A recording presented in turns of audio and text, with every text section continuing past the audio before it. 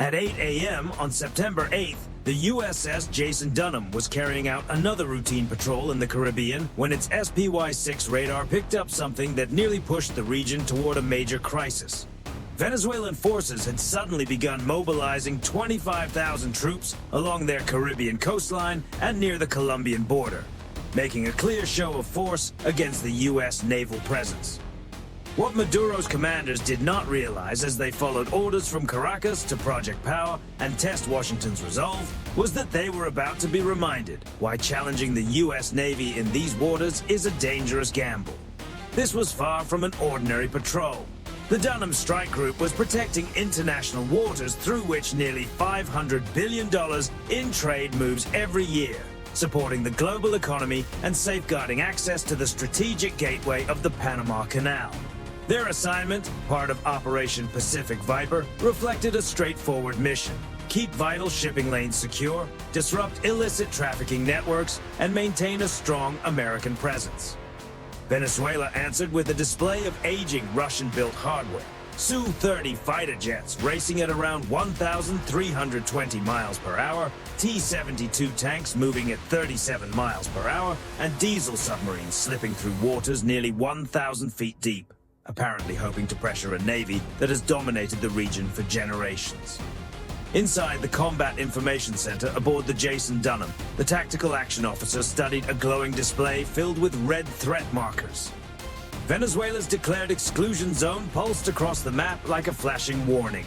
The SPY-6 radar, advanced enough to detect even the smallest airborne object from vast distances, tracked Maduro's forces with remarkable clarity. Venezuela could point to 123,000 active troops, supported by a militia force it claimed numbered 4.5 million, along with S-300 air defense systems boasting a reach of roughly 250 miles. On paper, it sounded formidable. But against the Dunham's 96 vertical launch cells, loaded with SM-6 missiles, capable of striking targets 230 miles away at Mach 3.5, it was hardly an even contest. Maduro's commanders, encouraged by their own messaging, seemed convinced their imported military equipment made them untouchable. Their aircraft launched, their submarines moved into position, and their troops advanced, all assuming they could intimidate a $1.8 billion American destroyer. But the Dunham's crew remained calm. Using cooperative engagement capability, they shared threat data across the strike group in real time, linking every ship into a single combat picture. Nearby, the USS Iwo Jima, an 844-foot amphibious assault ship carrying 1,700 Marines and V-22 Ospreys, stood ready. Destroyers Gravely and Sampson held position as part of a hardened steel barrier against any Venezuelan escalation. All around them, the Caribbean was alive with merchant traffic, oil tankers, cargo ships, and commercial vessels that depend on secure sea lanes. If Maduro turned these waters into a pressure point, the effects would ripple far beyond the region.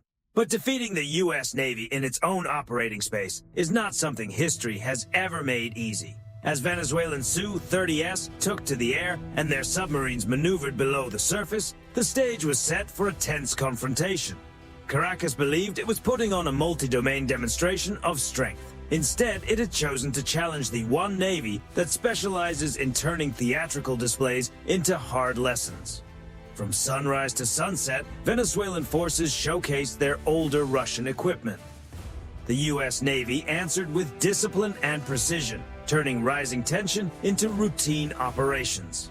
Leading the formation was the USS Jason Dunham, a 510-foot destroyer slicing through Caribbean waters at 35 miles per hour. It was tracking smuggling activity about 150 nautical miles off Venezuela's coast as Operation Pacific Viper continued at full pace. Working alongside the U.S. Coast Guard, the mission focused on stopping illegal shipments before they could reach American communities.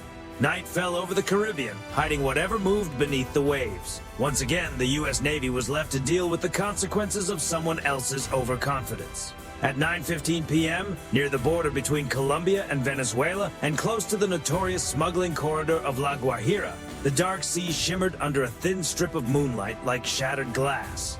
There, the U.S. Navy maintained its steady patrol. The USS Cole, an Arleigh Burke-class destroyer, cut through the water with ease roughly 50 miles off the coast. Its AN/SPY-1D radar scanned the horizon in all directions, watching for aircraft and surface vessels. But it was the ship's advanced electro-optical and infrared systems that proved especially valuable in spotting smaller, closer contacts with pinpoint accuracy. At the same time, an MH-60R Seahawk helicopter skimmed low over the water, about 30 meters offshore. Its rotors hammered the air while its FLIR infrared sensors pierced the darkness, searching the surface while staying low enough to reduce interference from land-based observers. Higher above, two F-35 stealth fighters patrolled from a U.S. airbase in the Caribbean, supported by an aerial refueling tanker. Flying at altitude, they remained extremely difficult to detect. Their AN/APG-81 AESA radars scanned the region, feeding information through the Link 16 network and coordinating with a P-8 Poseidon and the USS Cole. Then, suddenly, a new contact appeared out of the darkness. Just 18 miles from the airborne patrol, a 65-foot fishing vessel emerged from the black water. Rusted and weathered, it looked more like a drifting wreck than an active boat, sitting about 12 miles offshore from La Guajira. Its 200-horsepower Yanmar engine coughed and sputtered like it was on its last breath, putting on the perfect act of a vessel in distress. A Venezuelan flag hung from the mast, while stacks of wooden fish crates, piled high like abandoned toys, hid a far darker cargo beneath. Under layers of rotting fish lay tons of cocaine, packed in bricks and concealed by a stench strong enough to stop anyone from looking too closely. In a separate steel crate, there were AK-47s, grenades, and 3 RPG-7 launchers, their metal surfaces catching the moonlight with an ominous gleam. Trailing about 150 feet behind the main boat was a 20-foot rescue skiff, small but suspicious. Painted with fake Venezuelan rescue markings, it looked harmless at first glance, but it was anything but. Beneath a blue tarp were 2 more RPG-7s and a set of knives sharpened for close combat. Together, the fishing boat and skiff moved through the dark waters of La Guajira, a well-known smuggling corridor where weak enforcement and internal distractions had too often left gaps wide open.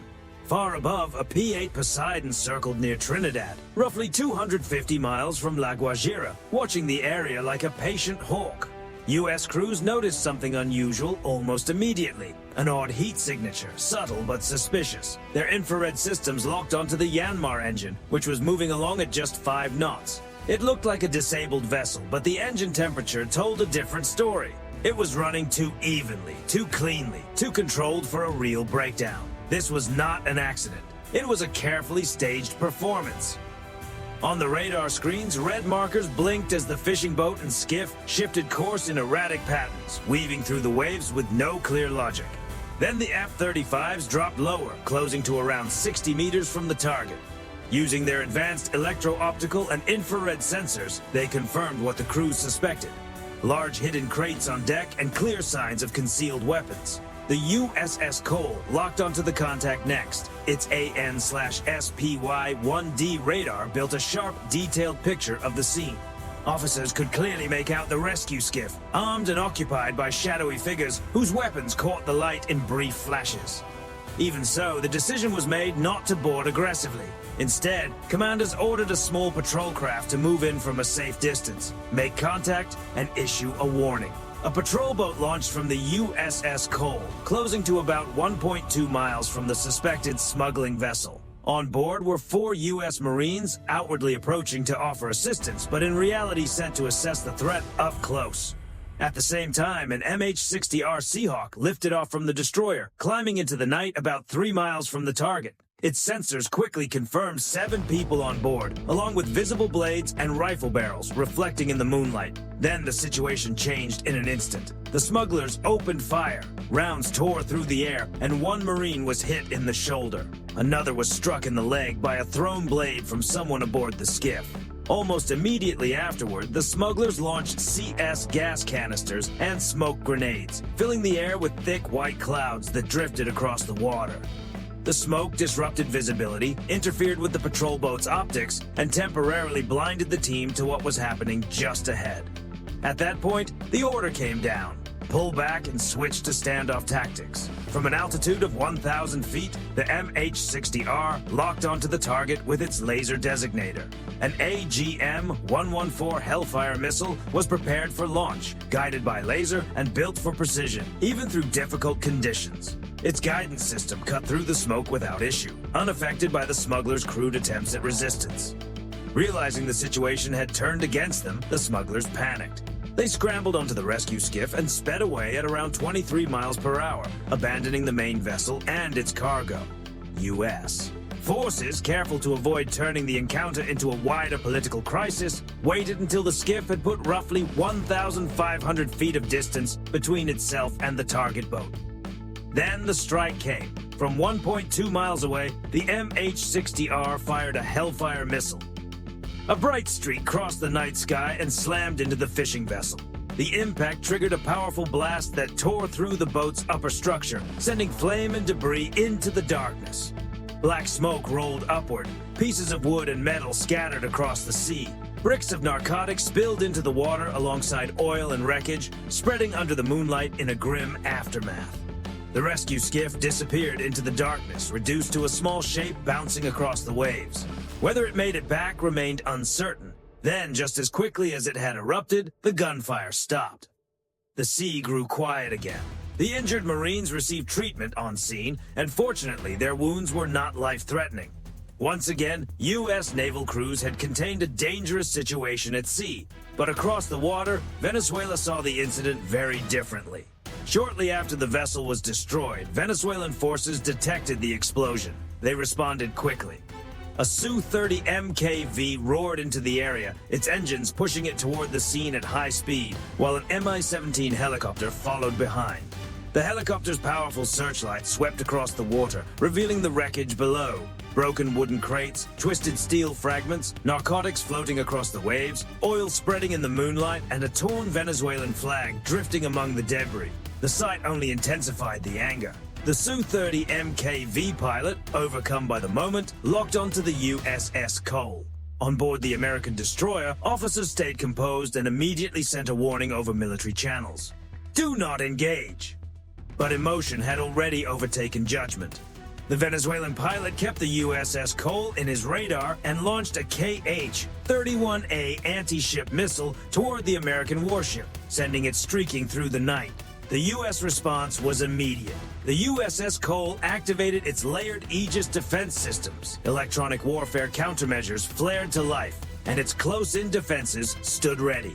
Above, the P-8 Poseidon tracked the incoming missile in real time and relayed targeting information through Link 16. Moments later, a Standard Missile-2 interceptor rose to meet the threat and destroyed it in a bright explosion before it could come close. That failed strike ended any illusion of leverage. A lone aircraft had no realistic chance against the radar coverage, network targeting, and electronic warfare strength of the U.S. Navy. Control of the sky that night was never really in doubt. The United States issued a second warning, making clear that the destroyed craft had been a drug smuggling vessel disguised with a Venezuelan flag and carrying a major narcotics shipment. At nearly the same time, Venezuelan commanders received confirmation that the fleeing rescue skiff from the destroyed boat had been recovered in their own waters, making the situation even harder to deny. The FANB commander, faced with that reality, ordered a retreat.